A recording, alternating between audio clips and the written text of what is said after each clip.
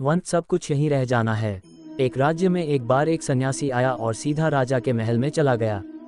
उस सन्यासी की वेशभूषा को देखकर राजा के किसी भी सिपाही ने उसे अंदर जाने से नहीं रोका। वो सन्यासी सीधा राजा के दरबार में चला गया।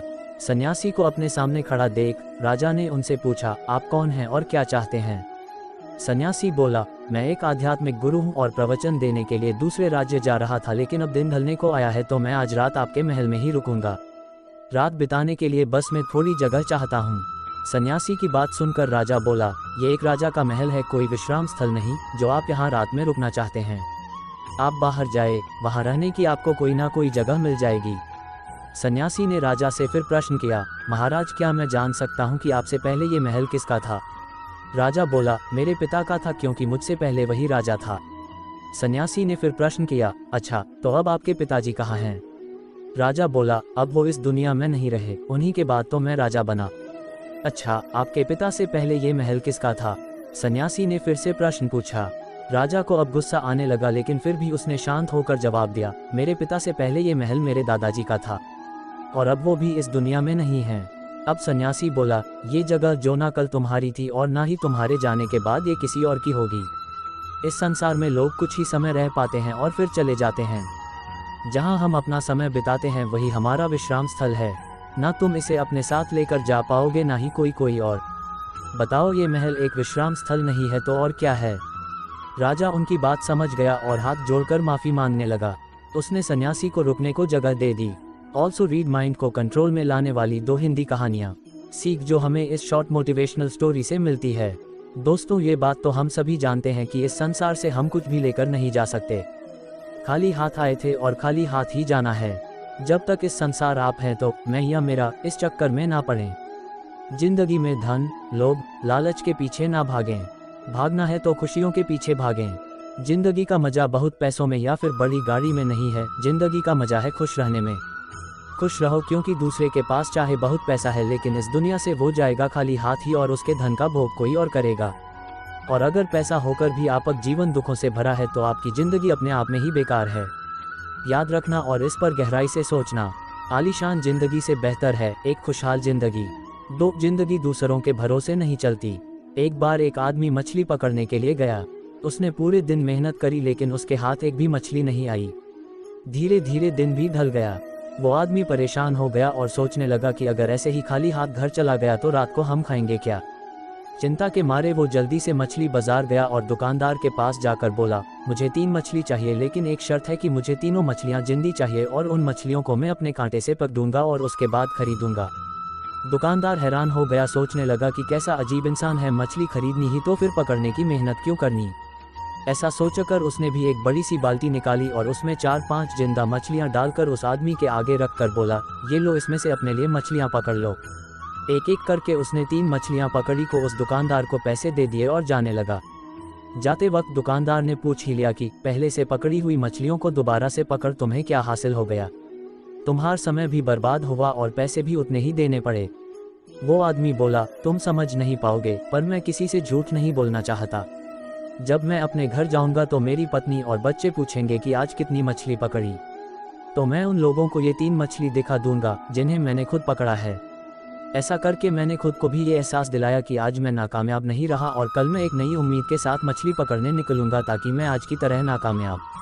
आदियोगी आदि आदिशक्ति की तपस्या में लीन रहते हैं जो खुद अर्धनारी है, शक्ति के रूप रंग है जो शिव शक्ति का रहस्य अर्धनारीय से शुरू हुआ है, जो शक्ति का नाम नारी है जो उनके शरीर में आदि बनकर समाई हुई है। तो आदिशक्ति माँ की तपस्या में लीन रहते हैं शिव जी।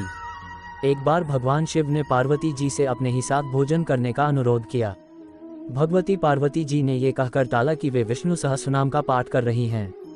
थोड़ी देर तक प्रतीक्षा करके शिव जी ने जब पुनः पार्वती जी को बुलाया तब भी पार्वती जी ने यही उत्तर दिया कि वे विष्णु सहस्रनाम के पाठ के विश्राम के पश्चात ही आ सकेंगी।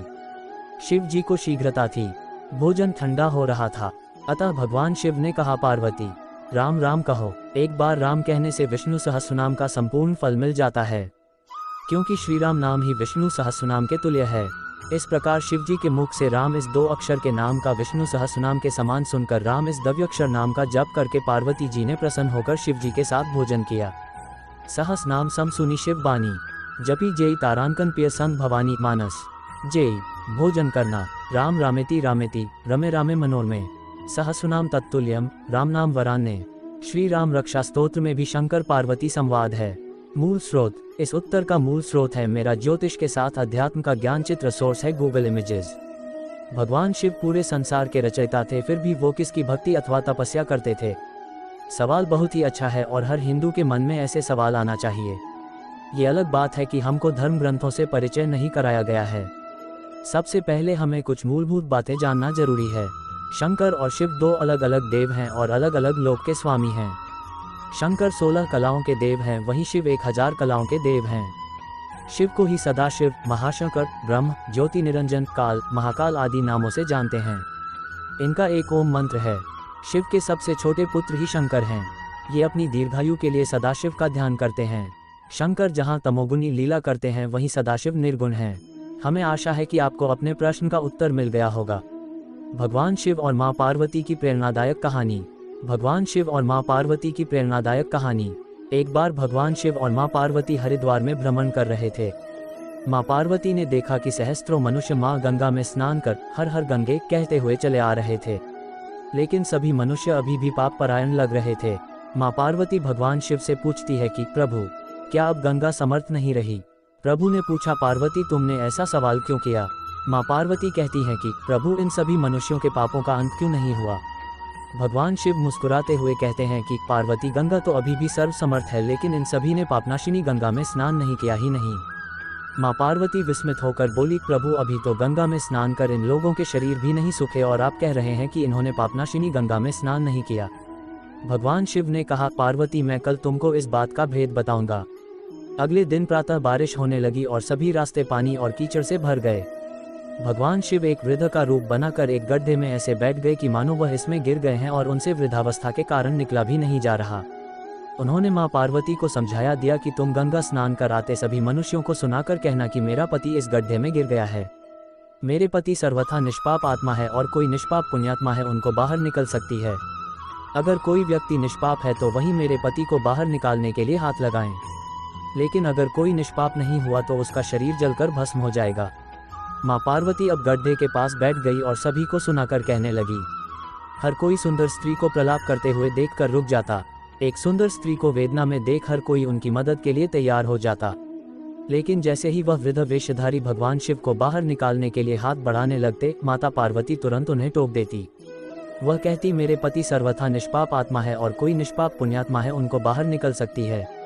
अगर तुम निष्पाप हो तो मेरे पति को बाहर निकालने के लिए हाथ बढ़ाना। मैं तुम्हें पहले ही चेतावनी दे देती हूँ कि अगर तुम निष्पाप नहीं हुए तो तुम्हारा शरीर जलकर भस्म हो जाएगा। इतना सुनते ही हाथ आगे बढ़ाने वाले हाथ पीछे कर लेते, क्योंकि उनको लगता था कि हमने जीवन में कभी ना कभी तो पाप किया ही होगा। दूसरे उनके मन में आता है, इस बुढ़े के लिए क्यों अपनी जान जोखिम में डालने। इस तरह सुबह से लेकर संध्या हो गई, हजारों लोग स्नान कर चले गए, लेकिन किसी ने भी वृद्ध को निकालने की हिम्मत नहीं की। शाम के समय एक युवक हाथ में लोटा लिए वहां से गुजरा तो मां पार्वती ने उसको भी अपनी व्यथा सुना दी। जब वह मदद करने के लिए हाथ बढ़ाने लगा तो उससे भी वही बात कही जो अब तक वहां से गुजरे हजारों लोगों को कही थी। अगर तुम सर्वथा निष्पाप हो तो ही मेरे पति को हाथ लगाना, नहीं तो तुम भस्म हो जाओगे। वह युवक बोला, माता, मैं अभी तो पतित पावनी गंगा में स्नान करके आया हूँ और गंगा स्नान के पश्चात तो सभी पाप नष्ट हो जाते हैं। मैं अभी आपके पति को बाहर निकालता हूँ। उसने हाथ बढ़ाकर वृद्ध के रूप में भगवान शिव के बाहर निकाल दिया। भगवान शिव और मां पार्वती ने उसको अपने वास्तविक स्वरूप के दर्शन दिए। भगवान शिव बोले कि देखो पार्वती, हजारों लोगों में से केवल इस युवक ने ही पूरी श्रद्धा से स्नान किया था कि गंगा स्नान से व्यक्ति निष्पाप हो जाता है। कहने का तात्पर्य यह है कि लोग बिना किसी श्रद्धा और विश्वास के गंगा स्नान करते हैं, इसलिए उनको उसका पूर्ण फल नहीं प्राप्त होता। इसका अर्थ ये कदापि नहीं है कि गंगा स्नान का फल नहीं मिलता, लेकिन गंगा स्नान का वास्तविक फल उसी को मिलता है जो पूर्ण श्रद्धा भावना से स्नान करता है।